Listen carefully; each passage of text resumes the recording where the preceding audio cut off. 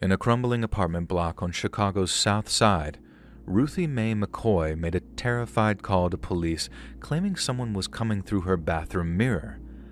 Many dismissed her words as panic, like something torn from the old legend of Bloody Mary. But when silence finally settled over the apartment, the story became far harder to explain and far more unsettling to remember. Hear the full story over on my true crime channel, Saturn Soul, linked down below.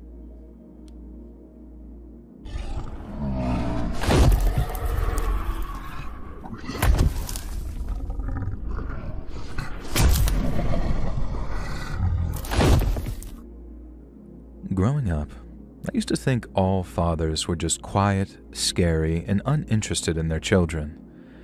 But then I realized other kids as dads did things like make time to eat with them, or take them to the movies, or even just smile. I thought it was normal for dad to yell and mom to cry for hours afterwards, so realizing that wasn't and that other kids' parents were actually happy together, it broke my heart. To the point that when my mom told me that they were going to get a divorce, I honestly thought, finally. I know that probably sounds pretty bleak to some, and I guess it is, but that was just how I grew up. The tragedy wasn't the divorce, it was them being married in the first place. And the only downside was having mom bring home the guys that she was dating and having them awkwardly audition to be my future stepdad. Dad only reached out once, too, on my 18th birthday, and even then, the letter didn't arrive until weeks afterwards and made very little sense. It was postmarked from Alaska, and only 2 things were written: "Happy birthday," and "Take care of yourself. You're going to be a very important person one day." And I remember tossing the letter in the trash thinking, important, huh? Not to you, apparently. And that was it for another 9 years. Until 2017, when mom received a phone call from some attorney up in Alaska. At first, she had a real what is it now kind of attitude. But then the guy told her how dad had passed, and that changed everything for her. She didn't cry, not in front of me anyway, but she stopped crap-talking him every chance she got, and I guess because she decided that since he was no longer around to defend himself, some deference for the dead was due. She stayed in touch with that attorney, who sent over a bunch of documents for her to read and sign, and that's how we found out that not long after he left us, Dad had bought a plot of land up there in the middle of nowhere. He built a cabin on it, and he lived there until he got too sick to live alone anymore, and he spent his last 2 weeks in an Anchorage hospice writing letters and organizing his estate, and one of those letters was addressed to me. It was a highly emotional time, and I guess that must seem like some kind of understatement, but losing him bothered me a lot more than I thought it would. He'd been gone almost 15 years, but I still figured that we might have time to reconnect and that he might reach out during his dying days. Well, it turns out he did, just not in the way I pictured it. I waited until I was alone to read it, then the moment I read the words, "I'm sorry," the tears started to fall, and they didn't stop until I was in bed, very drunk and drifting off to sleep. I only really focused on the first half that night, the part that talked about how sorry he was that he wasn't more present with us. The second half was a kind of non-explanation with cryptic references to a job that he had up there that forced him to stay in Alaska, as well as instructions for what to do with the land that he owned up there. And I didn't really read that part, not until the morning when my faculties had finally returned. Correctly assuming that I wouldn't want to live up there in his cabin, Dad organized the sale of his land prior to his death. All he needed me to do was travel up to Alaska, sign some papers with the attorney that had contacted Mom, and then drive up to the cabin to hand over the deeds to the buyer. Obviously, this all sounded very needlessly convoluted until I found out that the buyer was another old-timer living out in the sticks on his own, who wasn't capable of driving all the way down to Anchorage while leaving his homestead unattended. I also think that I might have questioned everything a little more if it didn't amount to Dad's dying wishes. But once it was confirmed by the attorney that Dad wanted me to visit the place so I could see it for myself, my mind was made up and I flew up to Anchorage in the late summer of 2017. I landed late in the afternoon, then met with the attorney that Mom had been talking to after a quick bite to eat. He was a nice guy, apologized for my loss, and made sure that I understood exactly what was being signed over and to who. He also apologized for not volunteering to do all the legwork himself, and he would have had Dad not instructed him otherwise. He gave me a set of keys I assumed were for the cabin, told me that I was to bring at least 2 large cans of gas for the generator, and then when he asked how I was getting up to Fairbanks, I told him I had a flight in the next morning, and that's when he gave me a set of handwritten instructions Dad had given him, which would guide me from a small village named Chattanooga to the land his cabin was on. I was easily able to find Chattanooga, and then from there, it was just a case of driving down the Steese Highway until I reached a particular mile marker and an unmarked turnoff. And from there, my dad's instructions got very weird. First off, he'd written that under no circumstances whatsoever was I to drive any sort of vehicle down the dirt road, and that it was essential that I followed his instructions to the letter on that one. And then secondly, he'd written that no matter what I saw, no matter how dangerous it looked, I'd be okay if I stayed on the road, the path, and in the cabin. Anywhere else, and he couldn't guarantee my safety. I remember sitting there, parked off the highway, wondering what in the hell Dad had gotten himself into, and more pertinently, what I'd gotten myself into. Gone was that apologetic, I wish things could have been different tone. What was written on the smaller note was more like frantic or frightened, I guess because he knew my safety would be at stake. I was also wondering if Dad had given the same instructions to the person that I was supposed to be meeting there, but assuming he had, I parked the car, turned off the engine, and then started walking down the dirt road once I'd climbed out of the driver's seat. And I'd be lying if I said that I wasn't a little scared. At first glance, it looked like a pretty unremarkable dirt road, but like any other you might find out in the middle of nowhere. I couldn't tell exactly how long it was thanks to 2 fairly sharp crooks in the road and all the pine trees that lined it, but after about half a mile of walking, I found the cabin. But not before I saw 1 or 2 things which bothered me, and those things being empty bullet casings which littered the sides of the track near the trees. Okay, maybe littered is too strong of a word because I only spotted maybe 20 to 30 as I walked, but they were only ever behind or near tree trunks, never out in the open, which suggested that they'd been fired from cover at the cabin and not at some passing deer destined for my dad's freezer. I'd like to say that things made more sense when I saw all the barbed wire on the wall surrounding my dad's cabin compound, but they didn't. Whoever Dad had built that wall to keep out, all that barbed wire hadn't seemed to deter them from trying to get in. But all I could focus on at the time was where the hell were they now, and what the hell had my dad been up to out there? There was a big wooden gate that I had to use to gain access, and since it was unlocked and slightly ajar, I figured the guy that I was supposed to be meeting was already there. But when I pushed it open and stepped inside while saying, "Hello? Anyone here?" no one answered. I was planning on saying it again, but what I saw when I walked inside the compound quite literally took my breath away. Because far from the peaceful, off-the-grid living I'd imagined, the place looked like a war zone. Right underneath one of the southern-facing walls is the one facing the highway where I'd left the rental car. Dad had dug a shallow pit, maybe 3 feet deep, and then he'd lined it with sharpened wooden stakes. It was quite obviously a trap designed for anyone who came over that wall after getting rid of the barbed wire. But as much as I wanted to get a closer look, I remembered what Dad had written about not straying off the path. There were more traps on the other side of the path, and I saw 2 wooden stakes with some kind of tripwire strung between them, and while I didn't see any obvious signs of explosives, I obviously didn't want to go digging around looking for any and stayed right where I was. Now I turned back towards the cabin, assuming that it was going to be a mess on the inside, and I was right. There was a workbench in one corner, a small bed, and then a stove and fireplace in the other. The workbench looked like it had been used to carve the stakes, and I'm no expert, but All the nails and gunpowder reminded me of stuff that they found in the Unabomber's cabin after they tracked him down. But even with all of that, two things demanded my attention more than the others.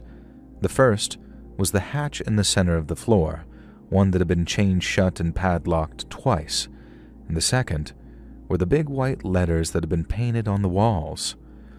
I remember exactly what they said word for word. They said, "Open the hatch, pour in the gas, burn it all down, don't let them have it." Then, in even bigger and bolder letters, it said, "Don't go down." The attorney had given me a small key ring with 2 keys on it, and I assumed that they were for a gate and a front door, but I was wrong. They were for the padlocks. Now, I hadn't forgotten to bring those cans full of gas with me, but I did deliberately leave them in my trunk. Now, I didn't really feel like lugging those 2 cans down the road without being sure of what was down there first. So after a few tense moments of contemplation, I started on the walk back to my car. I wasn't even 100% sure of what I was going to do before I reached it because it's like half a mile walk, right? And the whole time I'm thinking to myself, just what in the hell is going on here? Now, I was kind of mad too because it was very obvious by that stage that I'd been deceived, and posthumously at that, because the signing the place over thing had seemed legitimate and valid and such. Dad didn't want me to see that cabin just for the sake of it. Something was in the basement of that place, and out of the many questions running through my mind, the primary one was, what? Was it human remains, drugs, some kind of incriminating material Dad wanted destroyed? Because if it was, I didn't want a single goddamn thing to do with it. I was half ready to just get back into that rental car and drive off into the sunset. My dad didn't want anything to do with us after he left, so why the F should I be doing his dirty work for him? But as I pulled the car keys from my pocket and walked towards the driver's door, a sudden and burning curiosity stopped me from unlocking it, and instead, I walked around to the trunk and grabbed one of those cans of gasoline. I realized that if I left without at least getting a look at what was down beneath that hatch, it'd bother me for the rest of my life. It would have also been a huge waste of time and resources to just turn around and go home now that I was there. So having cooled off from being mad about this deception, I started off down the dirt road again towards the cabin and the small compound that contained it. On arriving, I set the can down near the hatch and then unlocked the 2 padlocks and pulled the chain away. I figured opening it would reveal a small root cellar, but instead, I saw a steep tunnel that looked like it ran deep into the earth. I was also ready to be hit by the smell of rotten death, but to my surprise, there was nothing like that. Just this slightly damp, musty smell that smelled surprisingly clean compared to what I was expecting. I obviously felt a huge amount of relief knowing my dad wasn't some serial killer using the cabin as a dumping ground, but I couldn't tell how deep the tunnel went on account of how dark it was down there. But even after shining the flashlight I found down the tunnel, I still couldn't see all the way to the bottom. I looked this up when I got home and read that the tunnel must have been more than 70 yards to 100 yards deep depending on the strength of the flashlight, but that's why my dad told me 2 cans minimum. One for the tunnel and one for the cabin. I ended up going back to my car to get the second can, and I also grabbed the flashlight out of the rental's glove compartment, hoping that it was stronger than the one in the cabin. Unfortunately, that one wasn't strong enough either, and while there was a fleeting temptation to crawl inside a little in the hopes that I might spot something, it was impossible to forget what it said on the wall, because it was right there in front of me. Don't go down. I unscrewed the cap on one of the cans and then poured the entirety of it down the tunnel. Now, I didn't have to search for a lighter. I still hadn't quit smoking yet back then, and then after lighting up a page that I'd torn from a book, I tossed it down the tunnel and watched the rush of flame. Something burned at the bottom all right. I could see the flames getting larger as whatever was down there caught on fire, but I couldn't make out what. It didn't make any noise. It didn't emit any weird or barbecue-like smells, thank God, and it didn't explode or anything either. It just quietly burned as I watched it, wondering what the hell it might have been. Next, I did the same thing with the cabin, doused it in gasoline, walked outside, and then tossed in a burning book to light the whole place on fire. The stone walls of the compound would make for a controlled burn, so I didn't have to supervise it to make sure that the fire didn't spread. And so after lighting the place up, I took one last look at it and walked out into the road and back towards my car. It was a weird feeling, driving off glad that I was done with the place, but with so many mixed emotions about what I just did. In a way, I felt kind of dumb for just following the instructions and doing something so long and convoluted for someone who didn't give a damn about me when I was alive. But at the same time, it was the closest I'd felt to my father in years, and in a weird way, him asking me to burn the cabin down was proof he did care, if only in a very cold and distant way. I told Mom everything when I got back, and she listened especially intently to everything that happened once I'd reached Dad's land.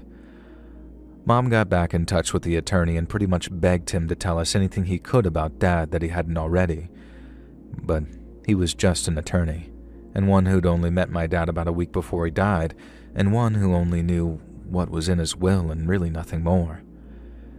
It was clear that he had no idea how he'd been living or what he'd been doing, and both me and Mom have spent almost every day since wondering why he chose to live up there and who he was defending himself against. I'll never really get to know the man who raised me, the things he did or the things that occupied his mind, but maybe, just maybe, that's for the best.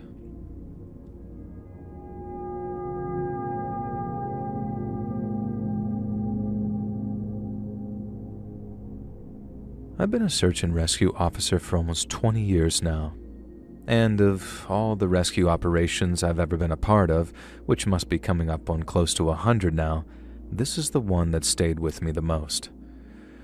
We were on night shift when the call came in, sitting in what amounted to the lounge over at HQ. There was myself, two guys named Kobe and Rogers, and our team leader, Spence. The TV in the corner was on some random channel with the volume down as usual, and I was helping myself to my second cup of coffee as Kobe updated the weather overlay on the topo maps. I think Rogers was checking gear bags while Spence kicked back in a chair reading a book. But we didn't mind. He'd been pulling people out of danger since we were all in diapers, meaning he'd earned the right to put his feet up. And that is what the typical on-call shift looked like. Quiet, but not relaxed, because we were always waiting for that crackle of our radios and voice of some country dispatcher telling us where we were needed. And then when it came time, we sprang into action. We had a missing hiker on our hands here, a male in his mid-50s who was overdue by 2 days from a solo backpacking trip up in the Cascades. The weather had been pretty good the past few days, but this guy was up in the northern Cascades, and up there, they've got steep draws, thick timber, and rock faces that'll eat up your cell phone signal, so we knew right away that we might be in for a challenge. And the only silver lining was that the guy had needed a permit to camp out there, and on the form, he got to list the rough locations of the places he was planning on camping at. And this meant that we could drastically narrow down our search area, making our job much easier, and so after we fired up the bird, we did our checks and lifted off. I was the hoist operator that day, with Rogers as pilot, Spence as the spotter/team leader, and Kobe as our medic. We arrived at dawn after a fairly smooth flight, and it only took about a half hour of flying valleys and ridgelines before Spence called out the campfire smoke. It was late spring, so only the highest peaks still had snow. Then as we got closer, he spotted a tent up in a small clearing. We orbited, confirming the tent matched the description of our missing hikers, and then as we did, the guy came out of his tent and started waving us off. At first, it looked like he was waving us in and trying to direct us towards a place to land, but then after slowing and dropping enough so we could use the hoist, I realized what he was really doing.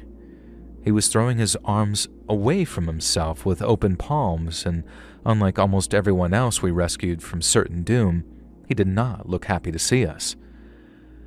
I rigged in for the hoist while Raj got us a good hover spot, and then once we were about at 70 feet and the cable was ready, I gave the thumbs up and they slowly lowered me down to the ground. I could hear him yelling as I got close to him, but I couldn't make out what he was saying over the sound of the bird's rotors. His tent was pitched neatly and the pack laying next to it looked organized, but the guy himself looked rough with dirty clothes, a wild beard, and eyes that looked way too wide to belong to anyone lucid. After my feet hit the dirt and I unhooked, I identified myself with a standard SAR intro. I yelled out my name, what agency I was with, and made it clear that I was there to help, but he didn't seem interested in any of it. He just kept yelling over me, saying me and my crew needed to get out of there right now, before they changed their minds and wouldn't let us. I'd encountered stuff like that before with lost hikers and campers, especially out in the backcountry. When people get lost, they get exhausted, malnourished, and dehydrated. And then once they get isolated for a couple of days, sometimes their heads start spinning, and they start thinking all kinds of crazy thoughts that they would never have among civilization. Now, I had to keep on yelling at him, but I did it slowly, with my palms out flat and my voice even. We're trained on how to deal with people who might be in heightened states of fear or confusion when we encounter them, so I just leaned on my training and with a smile said that I was there to get him back to his family who missed him very much. But instead of getting through to him, the guy got very frustrated and started angrily yelling about how I wasn't listening. He then started saying how they had been watching him and that he'd built a stone circle to keep them at bay. I remember my eyes darting to my left, following his hand as he gestured, then lo and behold, there was indeed a rough circle of stones surrounding us. It had to be around 20 feet across, made of rocks large and small, and while there were fairly sizable gaps in between, it was clear that he'd spent quite a while hauling the rocks back and forth to form that shape. And by the time I radioed up to the bird to give them a situation report, the guy was yelling, "You're a part of it now. Tell them to leave. Tell them to leave." I told the guys that the subject was located and that he was conscious but refusing evacuation, and that we had a possible psych case on our hands, i.e. a mental health emergency. They acknowledged and said that I had exactly 35 minutes to work the guy toward the hoist. We only had so much fuel to work with, so if I couldn't do it in that allotted time, we had to just mark his position and then pass it on to the forest rangers. I asked the guy's name as I offered him some water, but he kept saying that that wasn't important, that I wasn't listening, and so I launched into reasoning with him instead. I told him the rocks were just rocks, and that there were in no special place and that if someone was threatening him, he'd be safe if he came with us. But he kept at it, saying I didn't get it and that they'd get us if we tried to leave. Now this went on for maybe 10 minutes or so, with me trying to build that rapport, keeping him talking, and maybe get him to step outside the stones to show him that it was just all in his head. Now by the end, he was practically begging me to tell my crew to get out of there while they still could. And then, it happened. Rogers came on comm saying that the bird had a mechanical issue, and that there were warning lights flashing, and that they had to return to base. They asked if I was good to stay with the guy to make sure that he didn't run off or anything. And then since it was most likely a psych issue, and I was only likely to be alone with him for a couple of hours at most, I said I didn't mind. Being left on the ground wasn't ideal, but it happened, so I was prepared for it. I had my personal locator, sat phone backup, extra layers, and the guy wasn't violent yet, so I had no reason to reasonably decline. When I told the guy the helicopter was leaving, he actually looked relieved, and then launched back into his rant about how they needed to leave and how we needed to stay in that circle. And after hauling the cable up, the helo turned around and we watched it fly away. Now, as silence returned to the mountains, I tried playing along with the guy to some degree. I let him explain things as best he could, which seemed to calm him, and he told me how each stone was placed in alignments with the peaks around us. If the circle stayed intact, they couldn't fully manifest, whereas if we existed inside it together, we were safe. Now, in as friendly a manner as possible, I asked the guy who they were, and he said he didn't know, but then made clear that he'd seen them following him and that he wasn't just imagining anything. Now, I didn't believe anything that guy had to say about his stone circle, but I did have to consider the possibility that someone was following him, someone intent on doing him harm. And if they were intent on doing our missing hiker harm, then I could only assume that they'd subject me to a similar treatment. In which case, I had to get him the hell out of this circle and to some place they wouldn't find us until the chopper returned. Convinced that all I needed to do was demonstrate reality, I walked out to the boundary and stepped over it. I'm not sure why I was expecting a good reaction. I just figured whatever it was would be a little less animated, shall we say. But when I stepped over that imaginary line and exposed his little fantasy as fiction, the guy lost it. He kind of stuttered and stammered at first, choking on his words while clenching his jaw. Then, after his face went so red it seemed like he was about to burst a blood vessel, he came at me. He moved fast for an old guy, arms desperately swinging, and then he tried tackling me by the waist. I managed to hold my ground, but as he's grappling, he's saying things like, I'm sorry, they're making me, they're in my head. Apologizing, even as he tried to wrap his hands around my neck to choke me.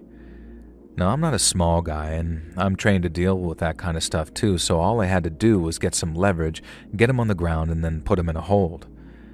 I managed to do so without hurting him, but then, even as I'm holding him steadily, I'm trying to talk him down, saying things like, easy, buddy, you don't have to do this, so just stop. He had a whole lot of fight in him, but eventually he started to slow. And then, when the fight went out of him altogether, he started to cry. He was still muttering about them as I zip-tied his hands around his front for safety, and then I sat him down against a tree trunk inside his little circle and checked him over for injuries. Now, once I'd confirmed that he was okay, I updated dispatch on the situation. They noted it, then relayed that the bird was on deck back at base with maintenance crews swarming it, and they'd be back with me as soon as possible. I trusted that they'd be true to their word, but the next couple of hours still felt like a heck of a long time. The guy eventually told me his name was John, but talking to him was hard, and every time I'd ask about his family or his life back in the world, he'd find a way to tell me about them again, and how they'd been following him from the ridgeline for the past couple of days. I just had to run out the clock by that point, so I just listened, nodded, then tried to keep him as grounded in reality as possible. I offered him food and water, kept his mind on the familiar by asking him where he was from, where he went to school, stuff like that. He seemed to respond a little better to questions like that once the fight was out of him, but he never stopped being frightened. Now, I kept getting updates from dispatch, so I knew the second the bird was on its way back to me, and then when I finally heard its rotor blades beating the air, I breathed a huge sigh of relief. John kept saying how they'd get us, but only weakly by then, and how I was able to get him on his feet and walking towards the edge of the stone circle without him freaking out at the prospect of leaving it. I radioed up to the bird as it started to hover, saying that the situation had been resolved. But then the second me and John stepped out of the circle, he collapsed in some pile. I tried to catch him, but it was like someone just cut his strings and folded him up. I tried to get him back on his back, and I saw his eyes were open but completely blank. There was no response to voice, no pain reaction when I did a sternal rub, which is hard knuckle grinding on the chest bone. It was like he'd fallen into some kind of trance. It scared the hell out of me how sudden it was, but I just kept on doing my job and called for the litter.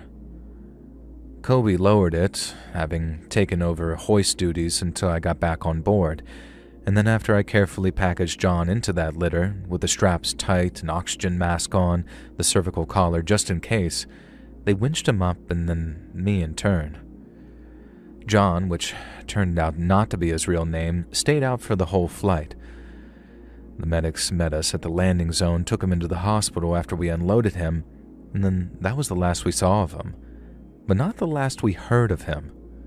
We got a copy of the report later with the doctors confirming some kind of acute psychotic break triggered by isolation, which was possibly an underlying condition.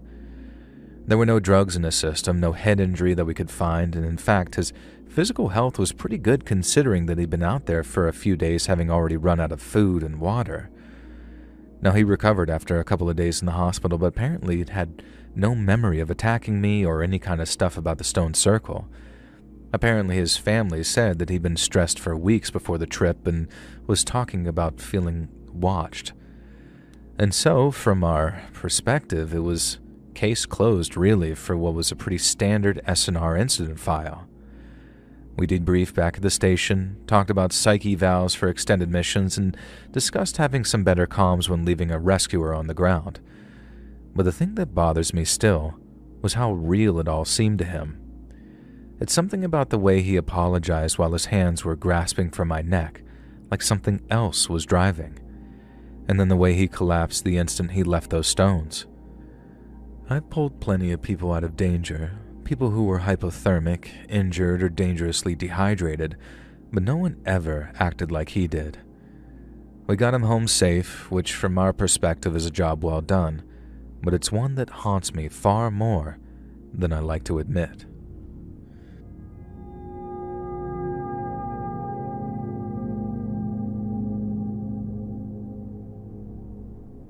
The single craziest, most horrifying thing I ever personally witnessed in my whole damn life happened while I was out hiking a wilderness trail one summer.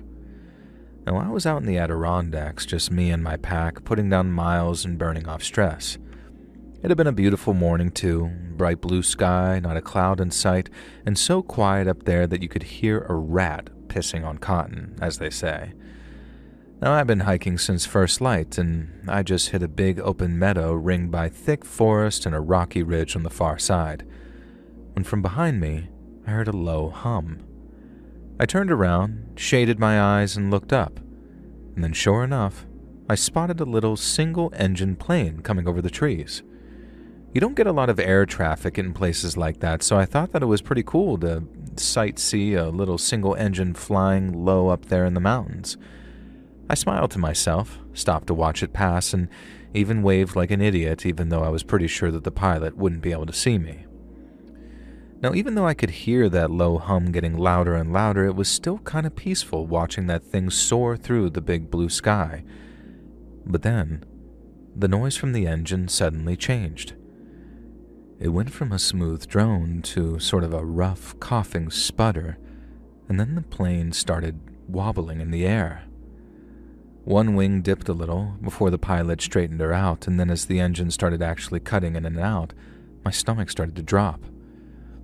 It started to lose altitude fast, and it was obviously going to crash land in the meadow that I was walking through. I backed up, but there was still some distance between us, and I mentally prepared myself to run over and help the pilot once it pancaked. But then I'm guessing the pilot realized that he was going to hit the rock face jutting up on the edge of the meadow because the plane banked hard, swung around, and was suddenly pointed right at me. Now for a second I just froze. That thing was coming down like a rock, nose dipping and wings tilting, and the noise it made. Jesus Christ, I'll never forget that ear-splitting whir that it made as it came down.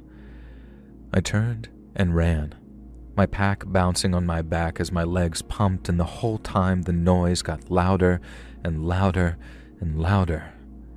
And the last thing I did before I felt the impact was dive behind a little cluster of boulders near the tree line in the hopes that it'd provide adequate cover. And then boom. The impact was beyond brutal. Metal screeching, white dirt and grass flew up in a cloud. The plane skidded and flipped part way as one wing seemed to snap off completely. Smoke was already pouring from the engine by the time it came to a stop, and then as I ran towards the smoking wreckage, the smell of fuel hit me hard. I reached the cockpit and yanked at the door, only to find that it was jammed. I got it open with a good couple of strong yanks, but found the pilot slumped over, not moving, blood all over his face. I grabbed him by the shoulders and tried to haul him out of the cockpit, but found his leg was caught on something. I yelled at him to wake up as the smoke was starting to get thicker, pulling harder as I began to hear the cackle of flames coming from underneath us. My hands were shaking as I managed to get him halfway out, but no matter how hard I pulled at his leg, it wouldn't come unstuck. I tried and tried, yelling as loud as I could in the hopes that the pilot would wake up, But he didn't, and when I saw the way his head fell as I got him halfway out, I could tell that he was dead. I had the briefest of moments thinking, "You poor son of a bitch." And then the flames jumped up fast. I had to let go and stumble away, coughing my lungs up while my eyes burned. There was nothing I could do anymore, nothing I could do for him. And so as I tried to gather my thoughts and figure out what to do, the wreck became a full-on blaze right there in front of me, with a column of black smoke rising into that sky. Now I knew I had to tell someone, and that meant getting to a ranger station as quickly as possible, but my legs felt like jelly. All I could think about was how close I'd been to death, and how if that pilot had turned a little earlier, I might be squished under the wreckage only to be thoroughly barbecued by the flames that followed. Now the thought made me feel sick as I pushed towards the trailhead, and while it turned out the nearest ranger station was actually only a couple of miles away, the walk felt like forever.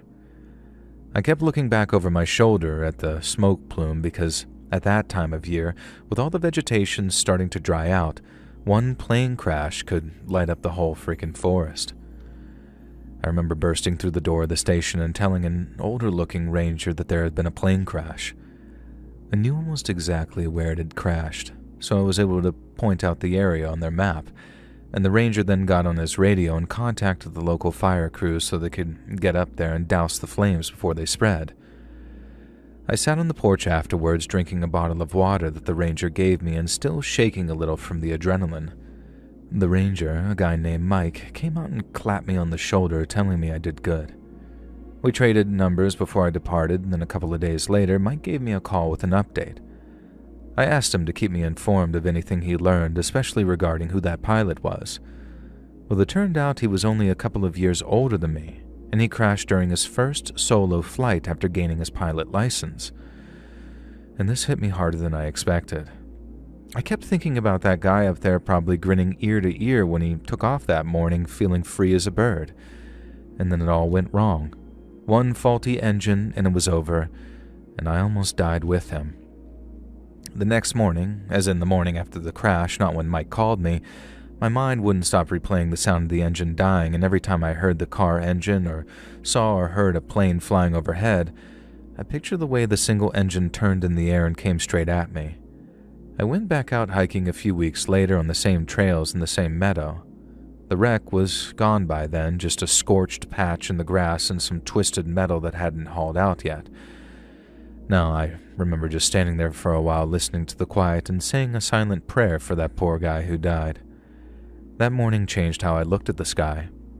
Years later, whenever I hear a plane in the distance, sometimes I stop and think about the crash, and I used to feel my heart rate pick up a little bit, but nowadays it's a calmer sort of recollection. Think about the pilot and who's living his dream, or maybe 20 minutes or so before it turned into a nightmare, and I think about how close I came to becoming part of his story, instead of just the guy who watched it end.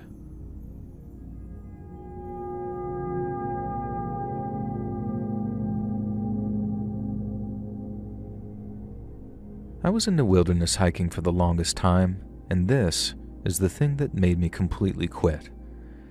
I'd been out on the trails all afternoon by the time I got back to my car. The sun started dipping low and my legs ached, and I hadn't seen a single other person all afternoon.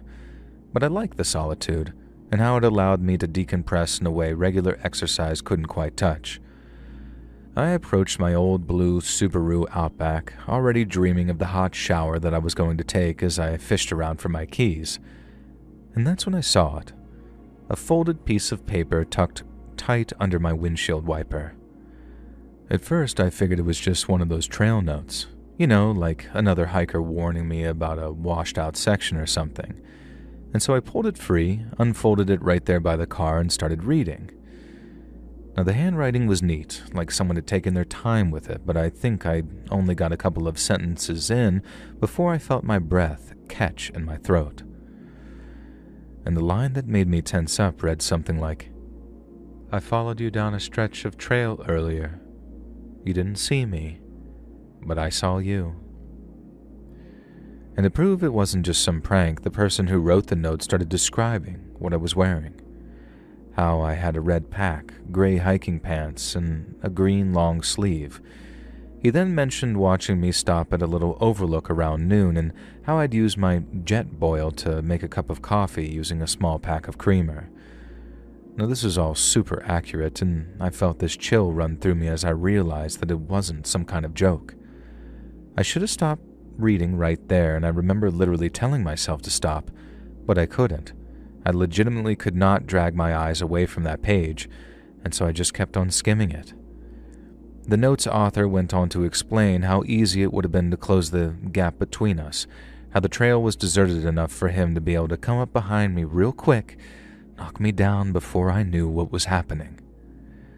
They said that they thought about dragging me off into the thicker woods, where no one would be able to hear me even if they were on the trails. And there they'd be able to do whatever they wanted with me. And although I don't want to go into too much detail about what they wrote, it was very bad. Just know it painted pictures in my mind that no one ought to see of themselves. They ended the note by saying they chose not to. But not only that time, they wanted me to know how close they'd been and how they could have taken everything from me should the mood have struck them. There was no name at the end of it, but no prizes for guessing that. There was just that folded piece of paper and the knowledge that someone had been watching me the whole time when I thought that I'd been alone. I remember spinning around as I lowered the note, terrified the person was still there. I didn't know if it was just one person or a group of them, but as I looked around, I saw the parking lot was completely empty, apart from me and my car, and there was no one watching me from the trees nearby, seemingly. I jammed the note into my pocket, got in my car, and locked the doors fast. I tried to immediately start the engine, but my hands were shaking so bad that I twice dropped the keys before I was able to get them in the ignition. The drive back into town feels like a blur looking back on it because I guess my mind was only barely on the road ahead of me and mostly on that note and what I was going to do about it. I barely slept that night and kept the hike in my head. Had there been a guy in a dark jacket I just hadn't spotted, or did they get all that information on me using some trail cam that I was unaware of? I still couldn't rule out the possibility that it was just a really mean prank, but at the same time, what the person had written was so disturbing that even if it was just some dumb prank, they needed a stern talking to, preferably from someone in law enforcement. And so the next morning I drove straight to the small town police station with the note in a plastic bag, and I told the officer everything. And then after reading over the letter, still in the plastic, he promised that he'd look into it for me. I was hoping that they'd find something, anything to lead them back to whoever wrote it, but even after dusting for prints or checking for DNA and sending in a copy to the handwriting expert upstate, at least that's what he said he did, there were no matches anywhere in their system. They said it sounded like some creep was just trying to rattle me, but without any evidence directly tying it to someone, there wasn't much that they could do about it except advise me to take caution next time I was out hiking. One officer, a kind older guy with a mustache, suggested that I stick to busier trails from now on. He told me people got weird ideas in the backcountry where the rules feel looser, and reiterated that it was probably just some loser trying to scare me.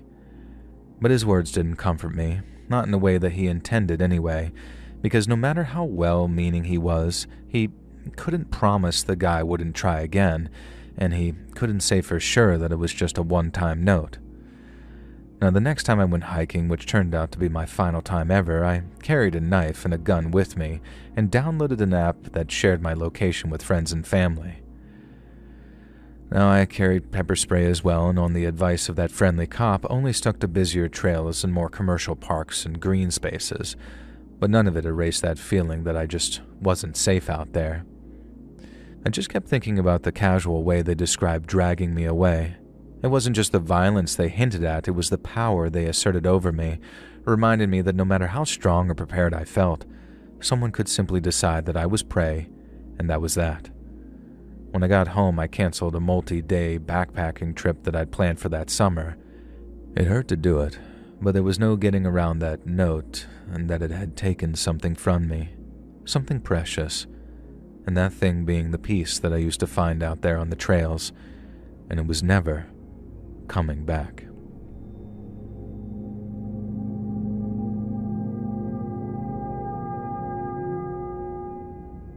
My wife and brother-in-law were almost run off the road by some a-hole in a beat-up truck who swerved way too hard coming onto the highway. They were lucky not to get into some kind of accident. While both of them made it out okay with nothing but the shakes, my wife had already been pretty stressed, and the near miss was sort of the straw which broke the camel's back. Once all the stuff with the cops was said and done, she went to stay with her mom for a couple of weeks, whereas my solution to all the stress we'd been feeling was to head out onto the trails to burn off some steam with some weekend hiking. I grabbed my pack, laced up my boots, and then headed deep into the new forest. I've been doing the same thing for years, heading out to the same place at around the same time of day too, and it never failed me before. The trail wound through some thick patches of forest, places that felt almost healing. But after I stopped to eat a lunch of some trail bars, things started to feel kind of off. The birds went silent in a way that made my skin prickle, and being based in the United Kingdom instead of my home country of the United States, it wasn't like I had much in the way of weaponry I was allowed to carry to defend myself, really. Unfortunately, I knew it wasn't just nothing. The birds don't go quiet like that unless you're not alone, and that's when the first shot came. Again, as an American, it took me a moment to pick up on the fact that hearing a rifle shot in the UK countryside is a lot scarier than at home. Sure, there are certain gun laws here which I'd never really looked into, but there was still something extremely unsettling about hearing what I realized was my first ever gunshot in the wilds of the United Kingdom. The shot cracked through the air like a bullwhip as it flew over my head, close enough that the bark from a tree exploded 10 feet from behind. And then I guess my brain just shut off and my legs took over, because the next thing I know, I'm sprinting along the trail as fast as they could carry me. Another shot followed, kicking up a patch of dirt in front of me, and that's when I realized that it definitely wasn't just some hunter mistaking me for some game animal, that I'd probably been a dumbass for even entertaining that idea. No, this was deliberate. The shots kept coming, spaced out and patient, not panicked firing, but very deliberate. One would whine past my head, another would splinter a branch nearby, and sweat stung my eyes and the air tasted like metal. I know now that that was the fear I was tasting. One bullet came so close that it felt like it tugged at my sleeve, and the shot slowed but didn't stop entirely. My thoughts turned dark, and I had flashes of my wife back at her mom's, wondering if she'd ever hear what happened to me. I pushed on, aiming for the trail exit miles away. My legs were aching, but adrenaline turned what should have been pain into just the faintest of twinges. Later, much later, after I'd stumbled out and flagged down help, the pieces came together in ways that made the whole thing even more disturbing. Around the same time that I was flagging down a passing motorist to get some help, the police were pulling a guy over. He got nervous when they asked about his van and then lied through his teeth about what was inside. The police searched anyway and found a rifle, scopes, and all kind of gear that screamed preparation. Now, the man turned out to be tied to some Romanian criminal gang, the kind that moves in the shadows and handles dirty work for hire.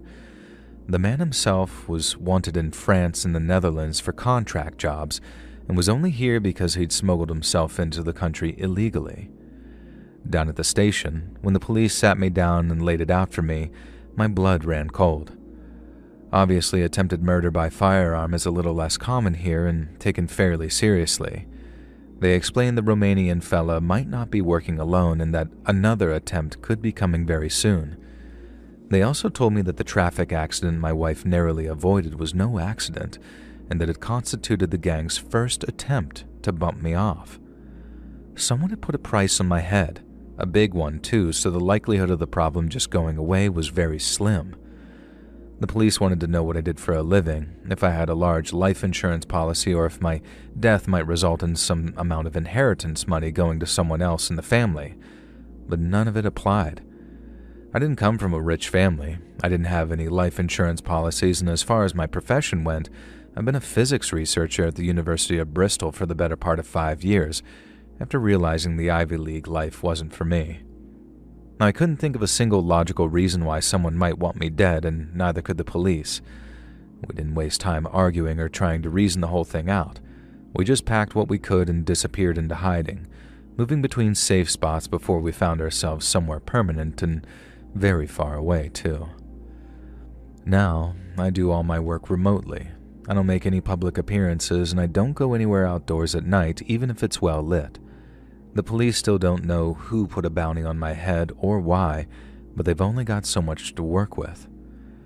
My entire life has been turned upside down, and even all these years later, I still don't know who's responsible or why, and it takes all I am as a man to keep that fact from wearing down my sanity until there's nothing left of me at all. But I'm resigned to stay sane because, and to sort of half borrow a line from Braveheart, they might take my life, but they won't take my dignity. Hey friends, thanks for listening. Click that notification bell to be alerted of all future narrations. I release new videos every Monday and Thursday night at 9 p.m. Eastern Time, and there are super fun live streams on Sundays and Wednesday nights. If you get a story, be sure to submit them over at my email, LetsReadSubmissions@gmail.com, and maybe even hear your story featured on the next video. And if you want to support me even more, grab early access to all future narrations and bonus content over on Patreon, or click that big join button to hear about the extra perks for members of the channel. And check out the Let's Read podcast, where you can hear all of these stories in big compilations located anywhere you listen to podcasts. I also have a true crime channel called Saturn Soul. All links are in the description below. Thanks so much, friends. And remember, I'll be playing with my joystick till I'm 100.